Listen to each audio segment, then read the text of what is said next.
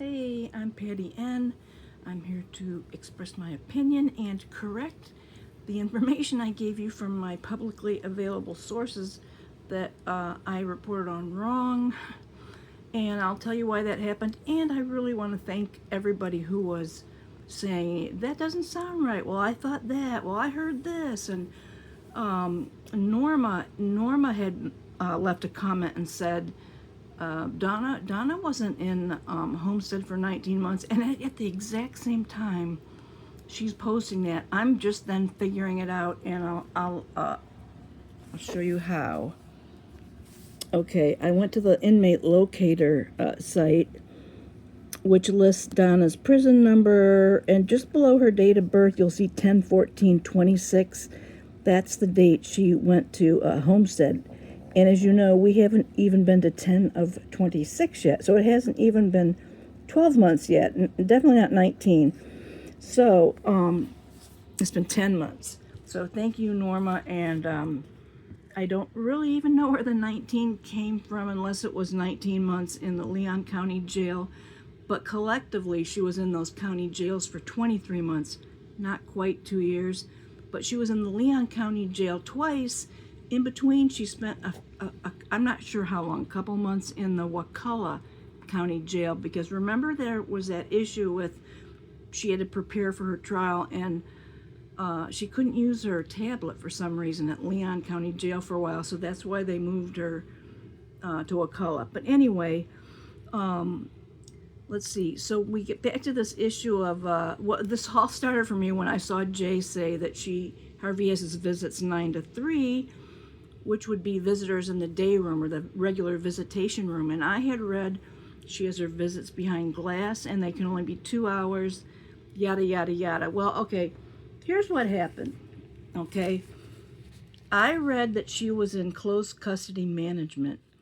What it should have said was close custody supervision, because there's another term called close management confinement, and it means something totally different.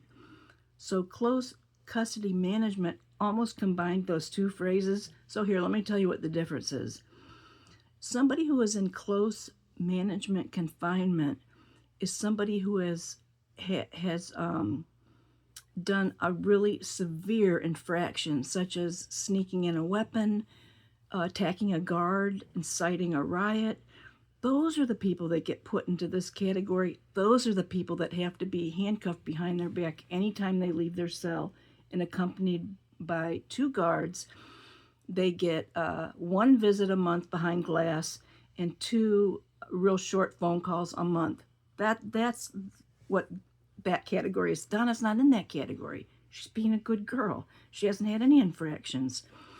Okay, now custody level versus close management confinement. Okay, I just told you what that second one was. Her close custody level, that is what dictates the perimeter security of her prison and how the guards track her.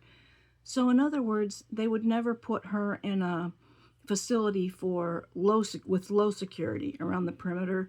And in fact, Homestead is for people of medium security and what I would call high security or maximum security, but they're calling it close custody. Okay, now how do the guards track her? She has a kind of like a name badge thing that she always has to have on her, and if she goes to any place where she has to go through a locked gate, there'll be a guard there. First of all, she has to get something like in high school, a hall pass. She has to go to a guard and get a pass or permission, and a written permission that she can go somewhere else, like visitation or the library or medical, whatever. And then she presents that at the gate, the locked gate, and then that guard looks at it, and if everything is okay, he'll have her scan her name card, and that'll digitally place her in the place where she's going to. So they keep track of her at all times. They will know where she is. She is, she's sectioned off with the elderly in this poorly air-conditioned wing, but that wing is considered a part of the general population, even though she's separated somewhat. but when she goes to the chow hall to eat, she goes with that whole general population. She isn't kept so severely separated. Those would be those very dangerous troublemakers that have weapons and whatever. Those are the people they keep really segregated. Okay, so because she's in the general population, even though she's separated in that special wing, she's allowed to have standard contact visits. Contact means they can touch. She's not behind glass. So she can have visits every weekend.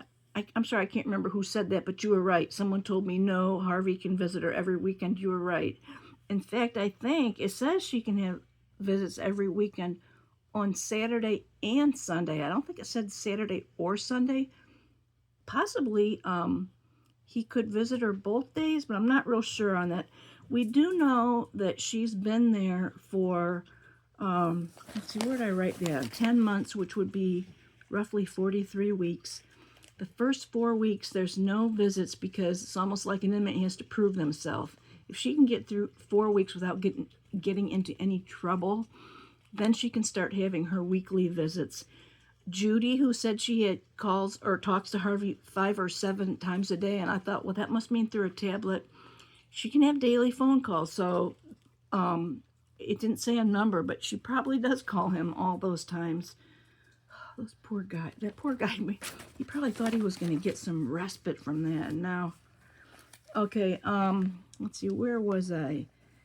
Okay, so of the 43 weeks, if for 39 she could get weekly visits from Harvey, that would be 39 visits, but she's had 26.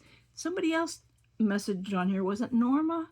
No, somebody said that works out to 3 a month, and they're right, that does. But he was there on Valentine's Day, so some of the 26 would be on holidays. So who knows what it is, but I do think since the judge granted his request to put Donna close to him, that would be something if he asked for that and then never went to see her. But he's really making use of it. He's going there frequently. So like I said before, they can hug and kiss very minimally at the beginning and the end of their visit. They can hold hands, but it has to be on top of the table. No hanky-panky under the table. Okay. Let's see. What else do I need to correct? Let's see. They can have visits, daily phone calls. Okay, I think that's it on that. Now, I did have somebody ask me if I could get the commissary list, and so I did. And so, I can, let me pause this and I'll pull that up on my other phone. Okay, before I do that, I just wanted to talk to you about honesty and lying. I don't like liars, and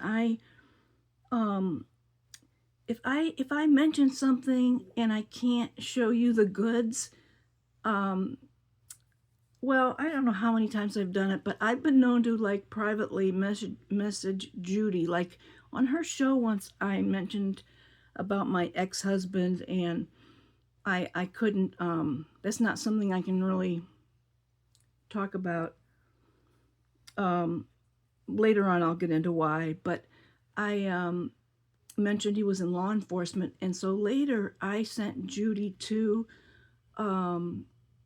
links with pictures of him and information about him, just because, you know, people can say anything, they can make up anything, and people, I can tell people in the chat room and lives will hold you to it, and I don't blame them, because when I was talking to Vince about, you know, he's all into like sex and biracial stuff, and he wanted to know, did I ever date a black guy?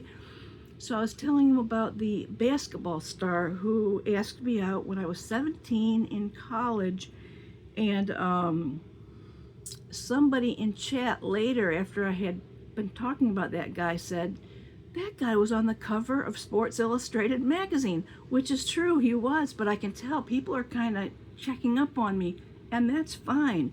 So anyway, I'm serious. It took me 2.5 hours today to look this up on Google, and I couldn't find it through Google. I had to go through something else, but newspaper articles periodically will take the old stuff and archive it, and it won't be available on Google anymore unless you know how to do things in tricky ways or whatever. Anyway, I finally found this. So what I want to show you is an article. Here, I'm going to go ahead and put it on here. That's my brother. No, that's not. I'm sorry. That's my brother. That's my brother. That's his son. That's my nephew. It's a picture of them running the family business. This is from 2007, and it's an article about how this dry cleaners has been in my family for many generations, 6 now. Anyway, this is what I wanted to show you because I was telling you about this and the robberies. And there's the bakery. There's the bakery. I got the baker's dozen in. It's talking about how in its heyday there were a lot of businesses. It was a really elegant, nice area. And it's saying now all those businesses are gone except for my family's dry cleaners. It says a 5-generation family business, but it's 6 now. So anyway, the family is celebrating 120 years this year, and this is an article from 2007. Oh, okay, here we go. And there's a lot of history in this 86-year-old building. There are bullet holes in one door to prove it, left over from a 1975 shootout between the owners and would-be robbers. That's what I wanted to show you guys. So you didn't think I just made that up. Because, it's like Wendy. You remember Wendy saying, oh, my brain cancer surviving father, and he didn't have brain cancer. She just wanted to make everything more special or fascinating or like whatever. It's lying. And I just can't stand that. So this was really hard to find. I looked, like I said, 2.5 hours, and I finally got it, and I screenshotted most of it, not even the whole thing. And I'm so glad I did because it wasn't long before this went away, and instead something pops up that tries to get you to pay for like a membership to the archives. But anyway, that's just something I've been wanting to show you guys. Okay, now let me pull up that commissary list. Okay, this says Federal Bureau of Prisons, sensitive but unclassified. What this is the list of commissary for all the prisons in Florida. They all have this list with one exception. This list pertains to female prisoners, and of course, men in the male prisons, they don't need sanitary napkins and makeup, and you know what I mean. So they're and they have different underwear, and so this is long.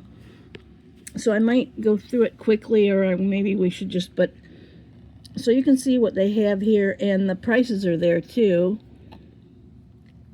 Saltine crackers, Hershey's milk chocolate. Usually these prices are very inflated too. These actually don't look so out of line to me, but anyway. Boom, Chicka, Pop, sweet and probably sweet and salty. Doritos, Cheetos, hot and crunchy. I've read something, well, I can get into that later, but recipes that inmates use to make mock home meals. And I know there's one, it's a Mexican something, and I think they take Cheetos, the hot ones, and they crush it up in the bag into a fine powder, and they add water, and then I'll have to find it, I can't remember, but they're very creative in making things that would be like a filling dinner if they don't like what the chow hall has.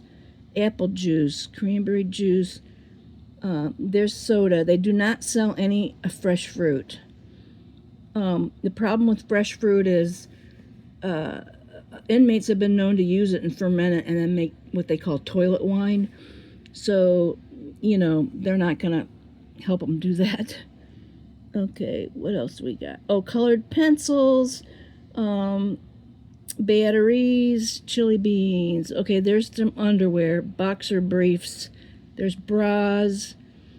Bailey bras are $30. I think some of them, like sports bras, are only $14. Yeah, there's the sports bras. Sun-dried tomato wraps, more panties, gray knit caps. Now let's see, did I switch pages here? Yeah, I think before I do that, there's another column here. Well, this is going to take forever. We're going to go through it faster, I guess. If I could find a way to post this, it's like a 2-page document. It's very small print, too. Fruity Dino Bites, Raisin Bran, dish sponge, alarm clock. And somewhere on there we're going to see that fan. Remember, you can get the one fan at the commissary. Ketchup, hot sauce, marshmallows, peanut butter. You'll see somewhere on here is, there's toiletries. Somewhere on here is those tuna packets. Donna likes her tuna. I was surprised about the makeup because I did see a documentary once about a women's prison, not in Florida, but they couldn't have any makeup. I also saw on here sanitary pads or Tampax, and in that documentary they couldn't have Tampax, so they had gotten very clever and figured out ways to roll up from the pad. I'm not sure what they used for the string, but they could make their own tampons. Now, for makeup was kind of interesting. Some of the door hinges were greased, and it seemed to me they would run their finger on the grease, and then they'd have something like black they would, use somewhere. But anyway, this in Florida they can get lip gloss and mascara, and I don't know who they're trying to look good for, but they can do it. Colgate, cream cheese, toothbrush, speed stick, panty liners, maxi pads, Playtex tampons, bicycle, that's that brand of playing cards. Let's see, is there another column here? Yep. Let's just go up that one backwards because we're at the bottom. Myconazole antifungal, that's a cream for a yeast infection, so I'm surprised. I don't know, I was thinking they would get that from medical, but they can buy that. Hemorrhoid cream, cough drops, a fungi nail pen, calamine lotion, aspirin, an allergy tab, Advil, acetaminophen, that's Tylenol, laxatives, A&D ointment, hydrocortisone, trail mix, purple berry wave, I don't know what that is, turkey deli bites, sliced pepperoni, Spam pouch, ooh, yum, turkey bacon slices, Jimmy Dean bacon, clothes hangers, hot cocoa bag, wildflower honey, pure oats. The thing I already mentioned about this, they can buy this stuff, they can spend up to $150 a week, but they can't buy more than they can fit in their little locker that they keep in their cell, and I believe it's about 2 cubic feet or 2.5 cubic feet. So it's not like a tall locker you'd have it in school or in a gym locker room. It's really like a little lockbox, and some of them are made so that they can slide under the bed, under the bottom bunk. Oh, that's another thing. These bunks are not made out of concrete. Now, I don't know where that came from, but they did say when you look in there, it just looks like a whole concrete room. But they have a metal frame bunk beds that are screwed right into the concrete so they can't be moved. The rest of it was correct about the toilet and the sink. They get an extremely narrow mattress. It's basically a thin thing of foam covered with canvas. And they said after an inmate has been laying on that a while, it gets really flattened out to where they're just feeling the metal frame that they're laying on. That's kind of sad. I don't know. I know what she did was inexcusable, but just in general, what I go through with aging, and when I think other people, and it just is a, well, you know what? She made her steel hard bed, and now she's lying in it, right? So anyway, um, oh, that's my doctor's appointment tomorrow. Okay. Oh, here's something, African pride. I don't know what that is. If anybody on here, any women of color, what I do know is there's something about uh, black people's hair. Like, I learned this somewhere, when they get their hair cornrowed, it won't look nice after a while if they don't put moisturizer in there. Maybe it's some kind of special hair oil. So maybe that's what's in here, African pride, and buy it in hair oil. I'm not sure, but I know there's, they have a lot of products on here that are specific for all different types of hair. On the hair pick, round brushes, cotton rounds, afro combs. See what I mean? Okay, now I don't know what these gloves are. Why are they needing gloves? But acrylic mirror. Okay, let's go up to the other page. I don't know, did I already go into the next page? Let's see where we go. I think I did.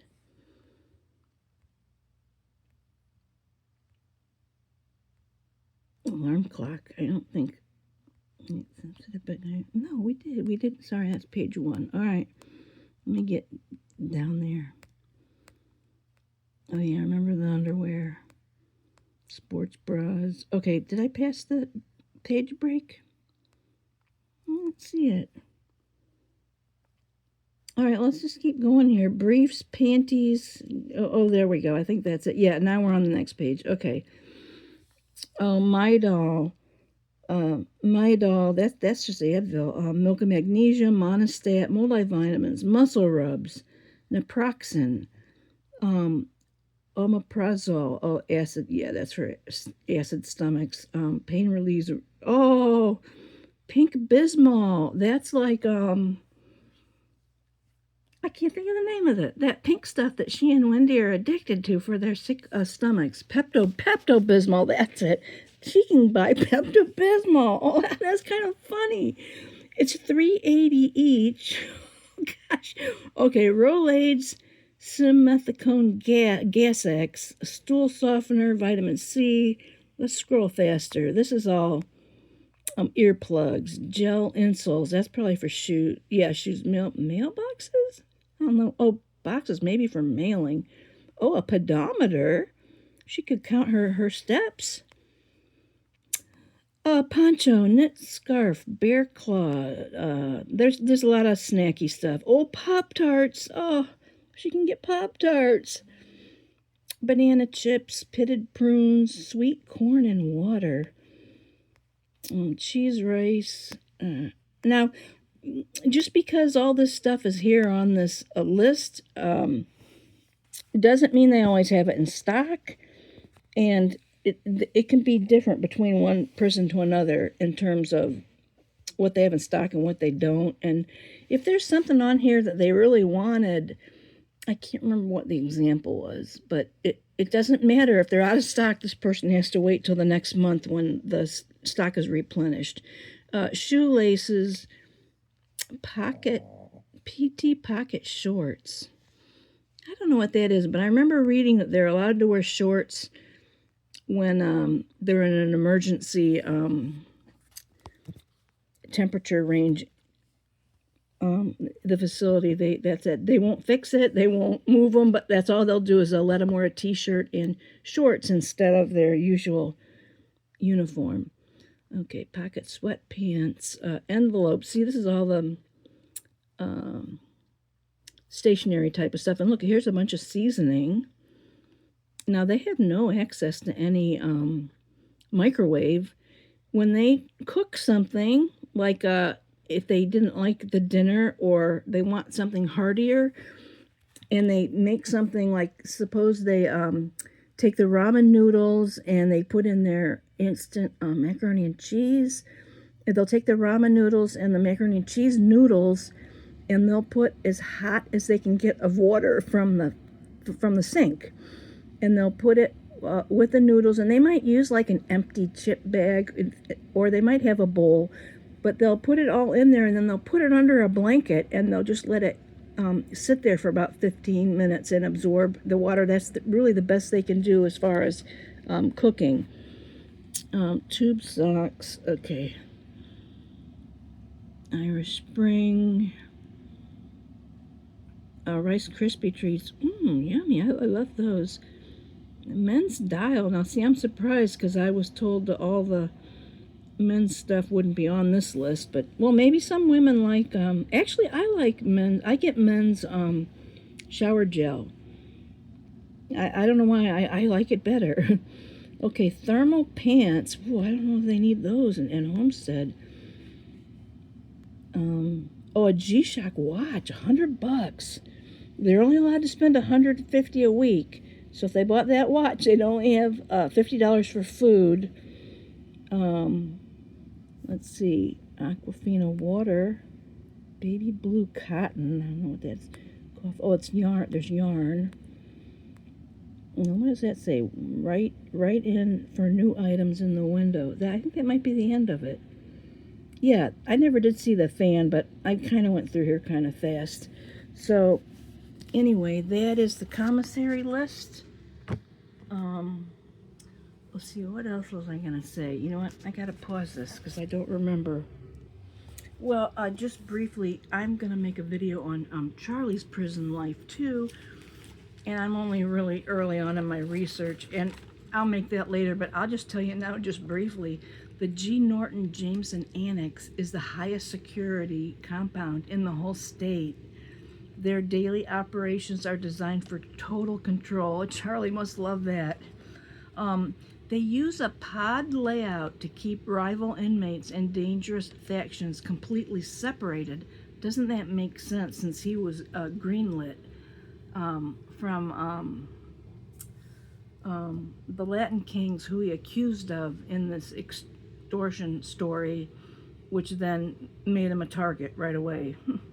Now, this prison has an extremely high guard to inmate ratio, and these people are under constant cameras. They're watched, camera surveillance. They're watched all the time.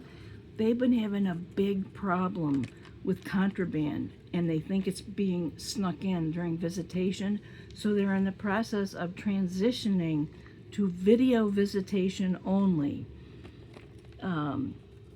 Okay, that's as far as I got, but I'm going to look into that some more. I remember when I looked into this a long time ago, they talked about how horribly overcrowded it was, to the point where they had to take their exercise gym and convert it instead to an open pod and fill it all up with bunk beds. And so now the guys don't get to work out, and you know, if you can work out, you can relieve some stress, and I think that would be a good thing, but nobody asked me. Okay, let me pause this again because I'm not remembering the last thing I wanted to say. Pepper, say hi. Where you, good boy? Okay, I'm really tired, so I'm thinking, you know what? Let's just close with a little bit of comic relief, and then after this, I have a special treat for you. This is a guy who lives on a golf course, and as you can see, it says, when someone hits a golf ball in our backyard, my dad goes and lays down next to it. It's terrible. And then run out. There he is. Now here comes the guy looking for his golf ball.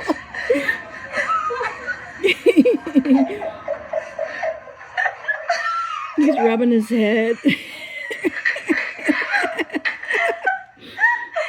I'm sorry, I just think that just cracks me up.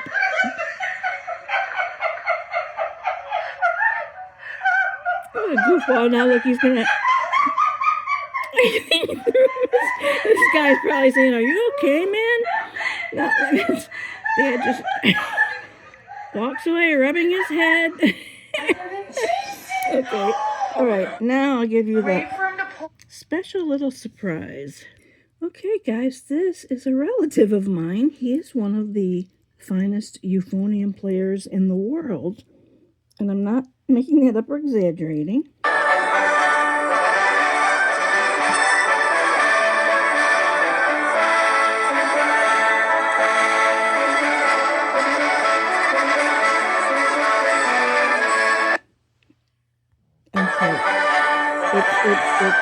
Oops. Okay. Yeah, I just showed that little clip. I can't really show much of them because they record their music and sell CDs, and very little. There's maybe one or two things you can find of them on YouTube. If you want to look, you would look up the Central Florida British Brass Band, and then see what you find. But that's a little clip I took myself, and my relative told me it was okay if I had it, and I think maybe I posted it on my Facebook way back when I had one. I've been gone from Facebook for a long time. Anyway, I'm just blabbering on now. I am so tired. I'm ready for bed. So again, my apologies for my misunderstanding about Donna's designation, and that it wasn't just me. It was the way it was worded. Well, where I saw it, it was worded wrong. They had that word management in, and then of course everything went towards the closed custody management when it shouldn't have. So, but anyway, thank you so much for your comments. Oh, I did lie to you. I said I was going to answer everybody when I could get to it. I can't. If I answer everybody, I'm not going to be able to make new content, and I'm working on some stuff that's really exciting. I guess I could tell you. I'll tell you a little bit about it. And no, I haven't started the three. I have the Three Stooges video all written. I haven't taped it yet. Okay, that was what I was going to do next. But having ADHD, I often go and woo. And it's been over a year that I've been saying I'm making this ice skating video for Judy, and I haven't done that yet either. But this is the tangent I went off on. I decided I wanted to make a video in which I took the whole cast of characters from this murder and found a little piece of music I thought defined that person. So I have been working on that, and I'm more than half done.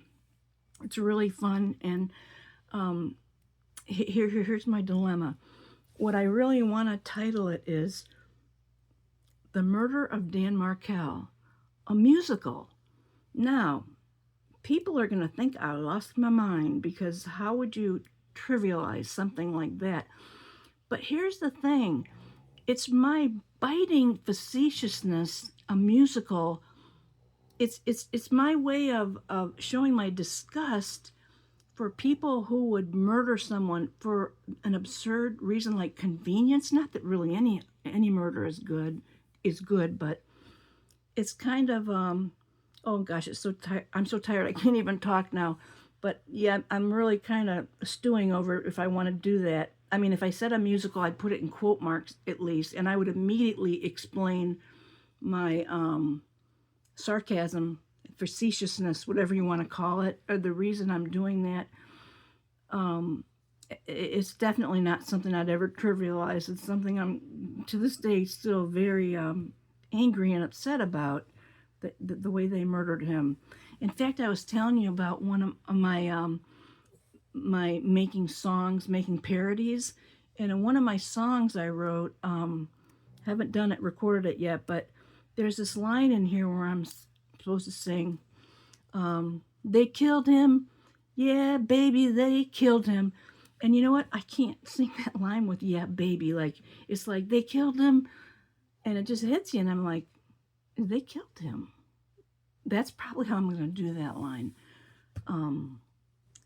Anyway, now that I'm probably completely losing you guys and not making any sense, I'm going to sign off and say goodnight, and thank y'all for watching, and you can say good night to Pepper. Good night, Pepper. Good boy. Go rub that belly. Rub that belly. Oh, you're a good boy.